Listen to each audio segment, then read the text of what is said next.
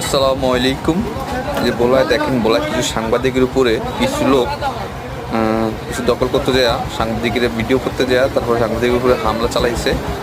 দেখেন, আপনারা পুরো ভিডিওটা দেখলে বুঝতে পারবেন যে কীভাবে মানে সাংবাদিক ভাইদেরকে কীভাবে হামলাটা করছে।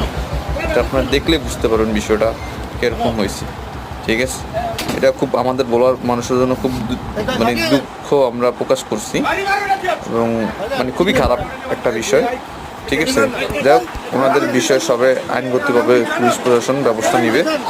ঠিক আছে, এদেরকে কথা বললাম। তো এত ভালো ভালো ভিডিও পাইতে আমাদের চ্যানেলটা সাবস্ক্রাইব করবেন।